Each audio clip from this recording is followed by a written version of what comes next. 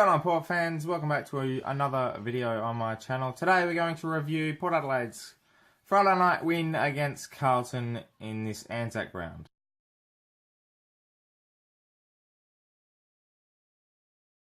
So, Port Adelaide go over the line against Carlton by 90 points on Friday night. It was a very one-sided game. It was very sort of a game, you know, if you're watching just as a non-supporter and a general lover of the AFL, it wasn't really that exciting. You know, after half-time it got better because there was more goals, more action, more excitement. The crowd started to get back involved. But the first half was kind of sloppy, especially from Port Adelaide's perspective. You know, we really should have taken our chances. I mean, Carlton were just playing a really defensive game, and it was really boring to watch. And I think in Carlton's circumstance, they should have done quite the opposite.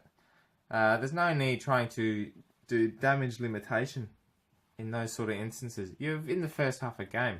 What goes, goes. If you're down by 60, 70 points, then after half-time, sure, you can limitate the damage on the scoreboard. But, you know, if you're going for the win, why not have a go? I mean, that was just one of the perspectives of the games. One of the perspective of the game that I didn't quite understand from Carlton, because you should be attacking the ball. I mean, they were around the contest. They were pretty decent in the first, especially the second half of the first quarter, and the second quarter alone, they were quite ruthless. Obviously, they didn't take their chances in the second quarter, so they were down by even more. But, you know, if they took their chances, they were right in the game, even though the scoreboard didn't say.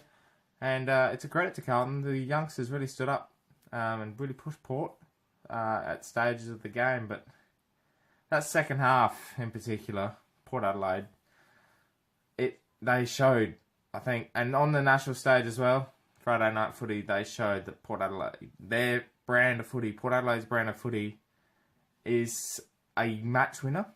And it's something that if they get it right, look out, because Port Adelaide, they showed Carlton in the second half, and with players like Robbie Gray and Ollie Wines, even with Charlie Dixon up and about, you know, it's damaging up front. And, you know, if players like Sam Gray, Carl Amon, and all these lower ranked in the best 22 players perform, then I tell you what, look out. Second half of the season, we're going to give some teams a run, that's for sure. A few key points from the game. Things that really are showing at the moment is we demolish the bad teams, and that's something that's a positive. We should be doing that. It's not good when you're losing to the bad teams. Like the last couple of years, we've lost to teams like Carlton, teams like North, and all these sorts of teams that are around our... Actually, we bet North last year. Who did we lose to? Oh, Brisbane, that's right. Brisbane, who we play this week up at the Gabba. So there's a game for us that we need to take on and not show, not just get the win, but really show that we should be beating these teams and beating them convincingly. And that's what we've been doing at the moment, which is a good sign. Along with the convincing wins, we should have won Friday night by at least 120 points. If we kick straight, and Robbie Gray kicked his goals, that would have been 120 plus, and our percentage would have been through the roof. That was, that third quarter was a damaging. 6 goals, 10 we kicked to nothing. Nothing. I think Carlton had 2 inside 50s for the quarter. Port had, what was it, 20 something? 24, I think it was. Something around there. It was a demolition. And you could see the crowd was getting involved. And it was something that, it's one of those quarters, you know, over the last couple of years we've done. Like the first quarter against Hawthorn, first quarter against Richmond in 2014. Last year we didn't do one, I don't think, as such. Oh, actually we did against North Melbourne, but it was sort of consistently across the whole quarter. This one, third quarter, just smashed Carlton off the park. And it was great viewing. Really was great viewing. But yeah, anyway, a few key points here and there. Another one that what really stood out for me was the attendance at the game. 43,120. Yeah, Friday night, prime time, and the only letdown was the fact that it was against Carlton, and obviously they're not a big draw card as much anymore. So for 43 and a bit thousand to turn up, it's a credit. Really big credit, because we've had a few games over the past where a lower draw card team on a prime time game, we've had 40, 38, 39. It hasn't been exciting to be at, but 43,000, Friday night footy, and it was good to see that most of the seats were full. So the atmosphere was great once again too. Bit flat, obviously, because we were just winning. It's hard to really cheer and get up and about when you don't really have to. You just sit back and watch. Get your deck chair, have a couple of beers, and enjoy the game because your team's winning by a country mile. So, yeah, that was probably all the main key reasons why we won as such. The only quick one that we should focus on during the week and start to improve on goal kicking is essential. I mean, yeah, we can afford to miss a few when we're smashing teams by 10 goals plus, but when you're playing teams like GWS, Adelaide, the Dogs, Geelong, who will be coming up against later on in the year, if you're not taking those opportunities when you get them, and I've stated this in previous reviews over the last few weeks, if you're not taking the opportunities, you're gonna cost yourself a few games. So we've got to be wary of that against Brisbane as well this week, because they're up and about, especially only losing to the Dogs by 30 points, even though they were up by 30. So got to be on that game this week against Brisbane.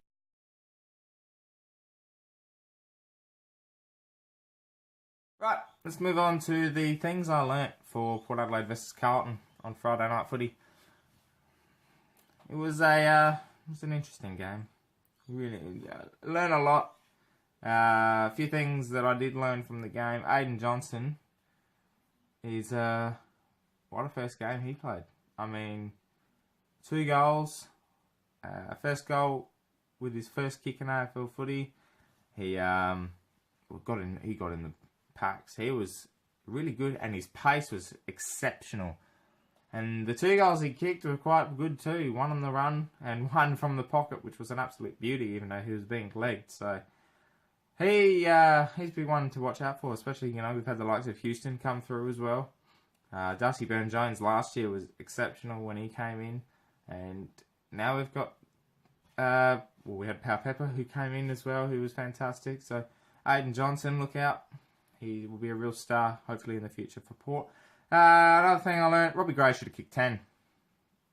If that bloke kicked straight, he would have had 10 goals by the end of the third quarter, and I think he had 2 before that. He would have kicked 8 goals in a quarter if he kicked straight. That bloke is unbelievable, and it's just watch him. Just watch that quarter alone, and you'll see how good he is. He had 10 touches, 5 contested possessions, 3 goals, 3 I think it was, 2 goals, 3 in that quarter, and he was everywhere. He took a couple of good grabs too. So Robbie Gray is exceptional up front as well. So keep him down there, Kenny, because we might win a few more games with him down there kicking a bag every couple of weeks. Another thing I learnt. Anzac Day is my favourite round. The atmosphere, the emotion of Anzac round is something that I think a lot of people take for granted. It happens once a year, and really the only main focus is that Collingwood-Essendon game at the MCG. But if you were there Friday night, you would know what I'm talking about. And everyone else that attended their team's games over the weekend, it is an atmosphere that's quite different from everything else. Yeah, a final, it's big, you want to cheer loud and proud, but Anzac Round, it's more of a quiet emotion.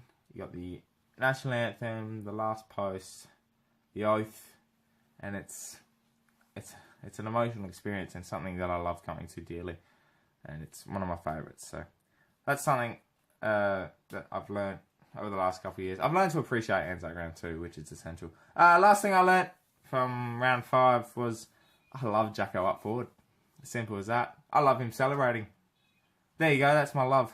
I love Jackson Trengove celebrating a goal. He is exceptional when he kicks one, and it's hopefully he kicks a few more.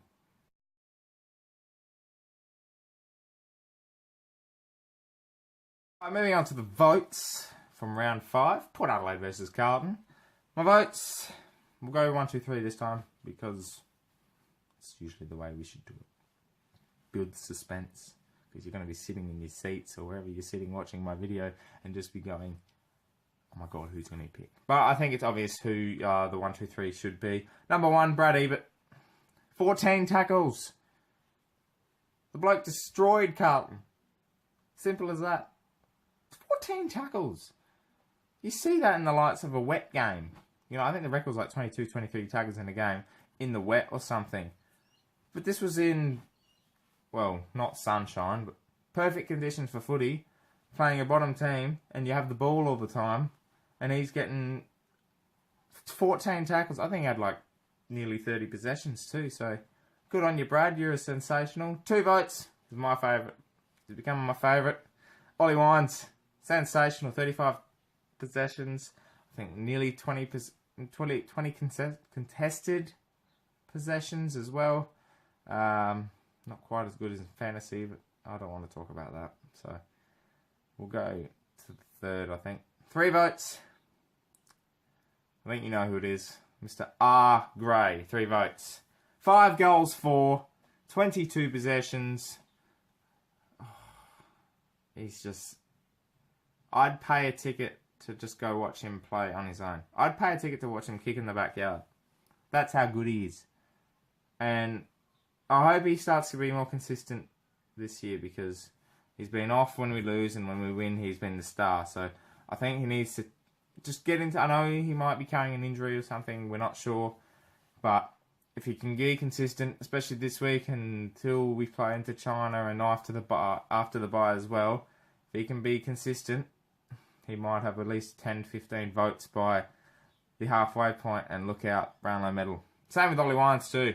That bloke's a king. So we might be seeing a lot of them at the Brownlow at the end of this year. But yeah, that's the votes for round 5. Well, that's it. That's the end of the review. I know, it's disappointing. You don't get to see me anymore. Such a shame. Anyway, thanks for watching, guys. And I think the next video I upload is probably the vlog from Anzac Round. So keep an eye out for that over the next couple of days as well. So anyway, we'll see you next video. Go the power.